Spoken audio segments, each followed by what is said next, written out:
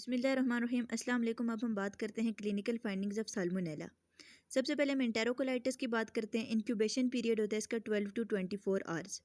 Start होता है ये नॉजिया और वॉमिटिंग से, फिर प्रोग्रेस कर जाता है एब्डोमिनल पेन और डायरिया की तरफ। माइल्ड भी हो सकता है, मॉडरेट भी हो सकता है, बहुत सीवियर भी हो सकता है। डायरिया विद ब्लड हो सकता है, विदाउट ब्लड हो सकता है।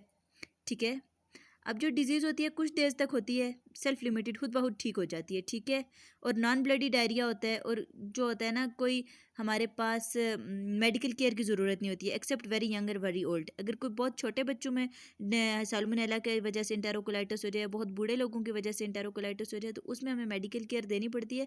अदरवाइज एंटेरोकोलाइटिस जो होता है सेल्फ लिमिटेड होता है, खुद ब खुद ठीक हो जाता है। जिन लोगों को HIV हुआ होता है, CD4 काउंट कम होता है, उनमें साल्मोनेला इन्फेक्शन के चांसेस ज़्यादा होते हैं। ठीक है। उनको ज़्यादा सीवियर डायरिया हो सकता है, उनको ज़्यादा सीवियर मेटास्टेटिक इन्फेक्शन हो सकते हैं एज़ कम्पेयर टू दोस्त जिनको HIV नहीं है। ठीक है। अब साल्मोनेला टाइफीम्यूरियम मोस्ट कॉमन काज होता है, मोस्ट कॉमन स्पीशी होती है साल्मोनेला की, जो एंटेरोकोलाइटिस कराती है। याद रखना, याद रखना, याद रखना, बहुत इंपॉर्टेंट MCQ है कि एंटेरोकोलाइटिस की मोस्ट कॉमन स्पीशी कौन सी है? टाइफीम्यूरियम। और जो हमारे पास मेटास्टेटिक इन्फेक्शन की मोस्ट कॉमन स्पीशी कौन सी है? साल्मोनेला क्लोरेशियस। ठीक है। अब हम बात करते हैं टाइफाइड फीवर की। टाइफाइड में क्या होता है? टाइफाइड फीवर होता है साल्मोनेला टाइफी, और बाकी एंटेरिक फीवर जो होते हैं वो कराते हैं salmonella paratyphi A, B and C। ठीक है। अब ऑनसेट ऑफ इलनेस क्या होती है? स्लो होती है, फीवर होता है, कॉन्स्टिपेशन होती है। वॉमिटिंग और डायरिया के बजाय यहाँ पे फीवर और कॉन्स्टिपेशन जो होता है वो प्रीडोमिनेट करता है। अब डायरिया शुरू में हो सकता है, लेकिन बाद में वो डायरिया ख़त्म हो जाता है, और उसके बाद हमारे पास फीवर आने लगता है और बैक्टीरियमिया हो जाता है। अब एक हफ्ते के बाद क्या हो जाता है कि बैक्टीरियमिया जब लगातार होने लगता है, सस्टेंड रहता है, तो फीवर हाई हो जाता है, डेलीरियम होने लगते हैं, एब्डोमिन टेंडर हो जाता है, स्प्लीन इनलार्ज हुई होती है, रोज स्पॉट्स मतलब हमारे पास मैक्यूल्स, एक रैश सी हो जाती है एब्डोमिन के ऊपर। ठीक है। रोज कलर्ड के मैक्यूल्स बन जाते हैं एब्डोमिन के ऊपर। ये बहुत इंपॉर्टेंट डायग्नोस्टिक पॉइंट है। जब भी सिनेरियो देंगे तो उसमें वो हो सकता है आपको रोज स्पॉट्स अगर दिया हुआ है तो आंखें बंद करके आपने टाइफाइड फीवर को टिक करना है। ठीक है।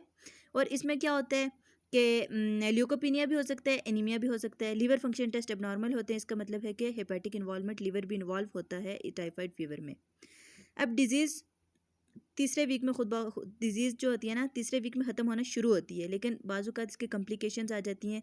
कॉम्प्लिकेशंस में कौन कौन सी होती है? इंटेस्टिनल हेमरेज होता है, या इंटेस्टिनल परफोरेशन होती है, इंटेस्टिन्स परफोरेट कर जाती हैं। ये बहुत इंपॉर्टेंट SQ का 1 नंबर का क्वेश्चन आ जाता होता है कि right down the complications of typhoid fever. There are 2 complication, intestinal haemorrhage and intestinal perforation.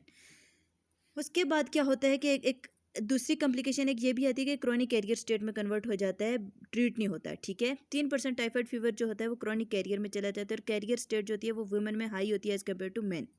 Septicaemia जो होता है मोस्ट कॉमनली काज होता है साल्मोनेला क्लोरेशियस से, ये मैं ऑलरेडी आपको बता चुकी हूँ। सिम्टम्स होती हैं, फीवर होता है, लेकिन कोई एंटेरोकोलाइटिस, लेकिन जो होता है ना, एंटेरोकोलाइटिस नहीं होता, और फिर उसके बाद हमारे पास बॉन और लंग और मेनिंजेस वगैरह में चला जाता है, और वहाँ के सिम्टम्स काज करा देते हैं। ठीक है।